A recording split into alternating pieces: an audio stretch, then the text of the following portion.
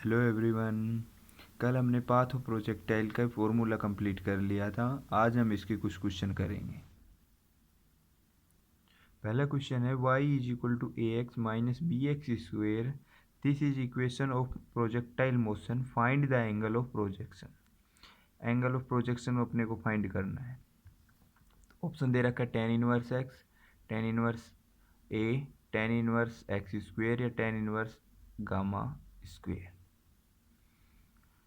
तो सबसे पहले हमें एंगल ऑफ प्रोजेक्शन की इक्वेशन पता होना चाहिए, जो हमें कल ही पढ़ी थी हमने। y is equal to x tan theta minus 1/2 g x square upon u square cos square theta. अपने को इक्वेशन क्या दे रखी, y is equal to a x minus b x square. अपने को क्या फाइंड करना है, एंगल ऑफ प्रोजेक्शन, मतलब टेन थीटा फाइंड करना है। तो एक्स टेन थीटा किसके इक्वल हो जाएगा, इसके ए एक्स स्क्वेयर, क्योंकि ये टर्म इसके इक्वल है, ये टर्म इसके इक्वल है, यानी ए एक्स के इक्वल रख देंगे।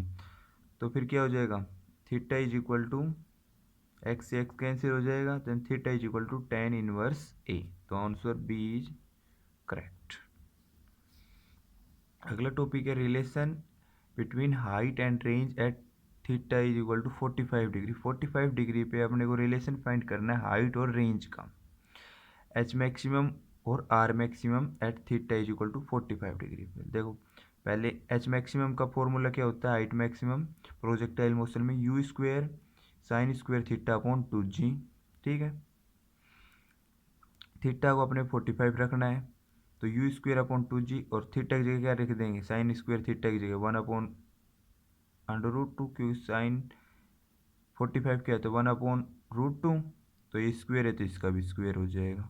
ठीक है ना, स्क्वेयर से अंडर रूट कैंसिल हो जाएगा, तो 1/2 आ जाएगा। 1/2 इसको मल्टीप्लाई करेंगे तो 4 आ जाएगा, यहाँ पे 2 से 2 मल्टीप्लाई होगा तो यू स्क्वेयर अपॉन 4g।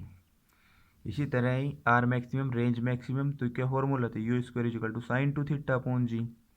तो यू स्क्वेयर साइन 2 थीटा क्या लिख सकते, 2 sine theta cos theta upon जी।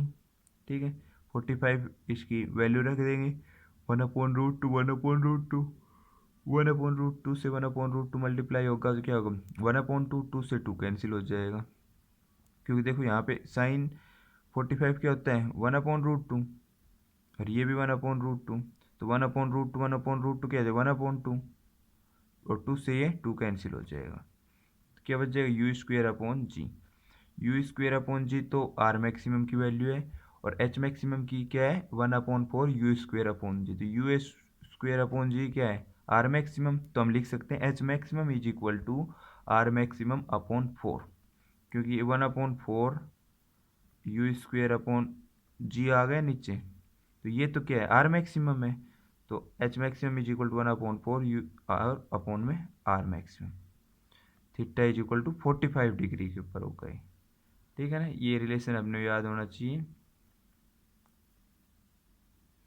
अगला क्वेश्चन है, for two angle of projection range is same, vertical maximum height are different h1 and h2। Range same है और height अलग अलग है, डिफरेंट है h1 and h2। Then find the relation between h1 h2 और r।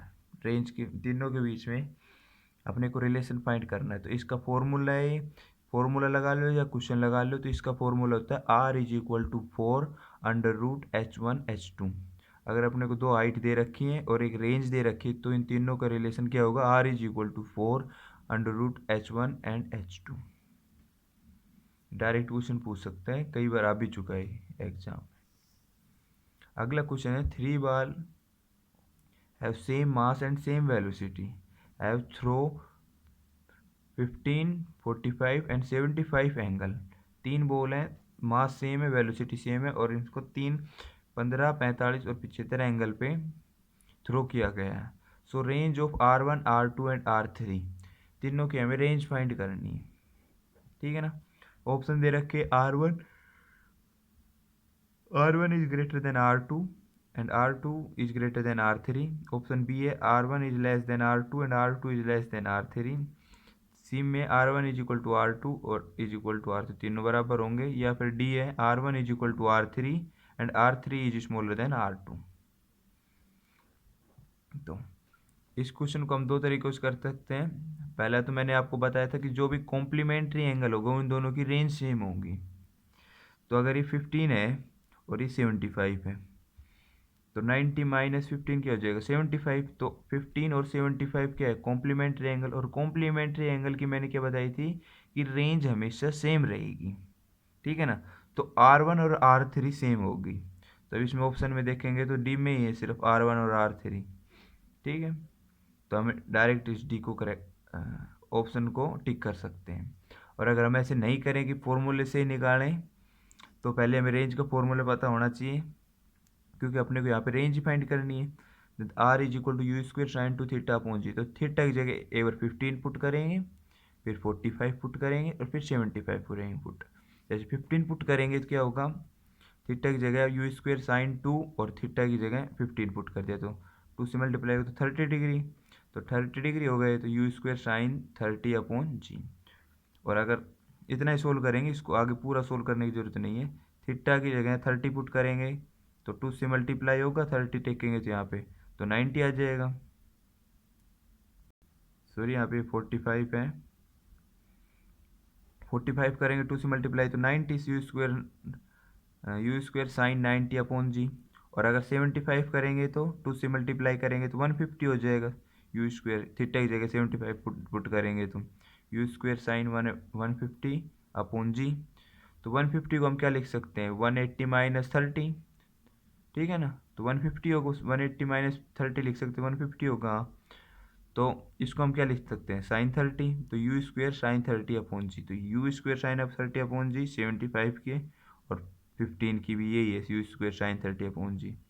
और ये क्या है 90, ठीक है। तो ये छोटी है ये बड़ी है, तो R1 is equal to R3, ये दोनों सेम है और ये इससे बड़ी हो जाएगी। तो डी ऑप्शन इज करेक्ट। अगला क्वेश्चन है mixing of milk we find cream. जब भी हम दूध को मिक्स करते हैं तो हमें क्रीम मिलती है। ये क्यों मिलती है, क्योंकि सेंट्रीफ्यूगल फोर्स के कारण मिलती है। एक सेंट्रीपिटल फोर्स होता है, एक सेंट्रीफ्यूगल फोर्स होता है, तो हमें सेंट्रीफ्यूगल फोर्स के कारण मिलती है। अगला क्वेश्चन है a rotational object travelling distance is directly proportional to the square of time, ठीक है। Find the acceleration of object, object का हमें एक्सेलरेशन फाइंड करना है। और अपने को क्या दे रखा है the distance is directly proportional to the square of time. तो x is directly proportional to t square, square of time है तो टी स्क्वायर हो जाएगा, ठीक है। अब इसका इंस्टेंटेनियस वेलोसिटी निकालेंगे तो v, ये क्या है डिस्प्लेसमेंट, डिस्प्लेसमेंट का एक बार डिफ्रेंसिएशन करेंगे तो क्या निकलेगा velocity v is equal to, ये 2 आ गया जाएगा 2t हो जाएगा। और इसका एक बार और करेंगे तो क्या निकलेगा एक्सेलरेशन। तो 2t का डिफ्रेंसिएशन क्या होगा 2, तो a इज इक्वल टू 2 आ जाएगा। और 2 क्या है एक्सेलरेशन कांस्टेंट है ना, तो इंक्रीज करेगा डिक्रीज, कांस्टेंट क्वांटिटी है तो एक्सेलरेशन कांस्टेंट होगा। अगला क्वेश्चन है फ्रीली फॉलिंग ऑब्जेक्ट है first second and third. 3 object है जो ऊपर से फ्री फॉल नीचे गिर रहे हैं। Find the travel distance ratio, इनका रेशियो फाइंड, डिस्टेंस का रेशियो हमें फाइंड करना है। तो कभी भी ऐसा क्वेश्चन आए डिस्टेंस का रेशियो फाइंड करना हो तो डिस्टेंस का रेशियो हमेशा 1:3:5 होगा किसी भी क्वेश्चन में। और कैसे होगा, फॉर्मूला होता है फ्रीली फॉलिंग ऑब्जेक्ट का HN is equal to 1/2G2n-1। अगर हम n की जगह 1 रखेंगे तो 2 से मल्टीप्लाई करेंगे 1 को तो 2 - 1, तो कितना बचेगा 1, ये तो कांस्टेंट हो जाएगा।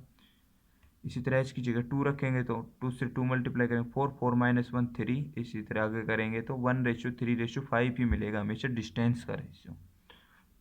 और अगर इसी तरह क्वेश्चन में अगर हम डिस्टेंस का रेशियो न पूछकर वेलोसिटी का रेशियो पूछ ले तो हमेशा 1:2:3 रहेगा। याद रखना डिस्टेंस का रेशियो होता है 1:3:5 और वेलोसिटी का रेशियो होता है 1:2:3।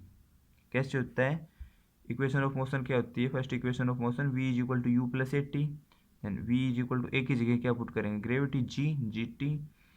तो u तो क्या जाएगी इनिशियल वेलोसिटी क्या हो जाएगी 0, तो v is equal to g t. तो g कॉन्स्टेंट क्वांटिटी है तो v is directly proportional to t। जितना वेलोसिटी इंक्रीज करेगा उतना टाइम 1:1, 2:2, 3:3। अगला क्वेश्चन है in projectile motion a body contain maximum horizontal range, ठीक है ना, then what projectile angle is throw. एक बॉडी को कितने एंगल प्रोजेक्टाइल एंगल पे फेंकें, थ्रो करें कि वह अपनी मैक्सिमम रेंज निकाले। तो मैक्सिमम रेंज निकालने के लिए हम उसको 45 डिग्री एंगल पर फेंकेंगे, तब उसकी मैक्सिमम रेंज आएगी हमेशा। अगला question, a stone is throw by a man is 80 meter, find the maximum height. एक स्टोन है जो प्रोजेक्टाइल मोशन में, जैसे कि ये है, प्रोजेक्टाइल मोशन में एक मैन द्वारा फेंका गया है 80 मीटर, यहाँ से यहाँ तक, ठीक है। तो अपने को इसकी मैक्सिमम हाइट, कितनी हाइट तक गया, इसकी मैक्सिमम हाइट निकालनी है अपने को। तो रेंज दे रखी है, अपने को हाइट निकालनी है। तो अपने के पास फॉर्मूला होता है h maximum is equal to r maximum upon 2। तो अपने को रेंज तो दे ही रखी है 80 मीटर, तो डायरेक्टली पुट करेंगे इसमें 80/2 इज इक्वल टू 40 मीटर। तो इसकी मैक्सिमम हाइट कितनी आ जाएगी, 40 मीटर।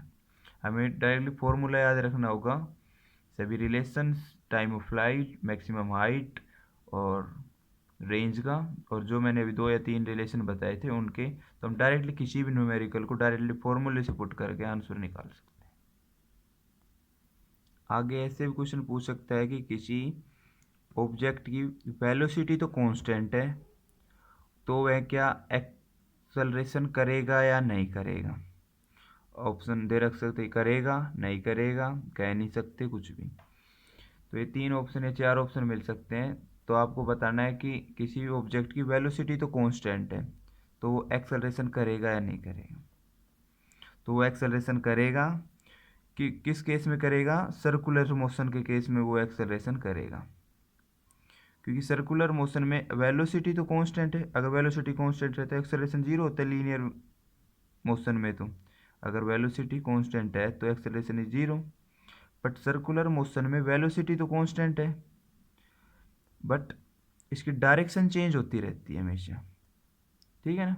और एक्सेलरेशन क्या है, वेक्टर क्वांटिटी है, इसकी डायरेक्शन भी होती है, इसका मैग्नीट्यूड भी होता है। तो अगर डायरेक्शन चेंज होगी तो एक्सेलरेशन जीरो नहीं होगा, कुछ ना कुछ तो होगा ही। ठीक है, आज के लिए इतना ही, कल हम मिलेंगे नए टॉपिक के साथ। Thank you.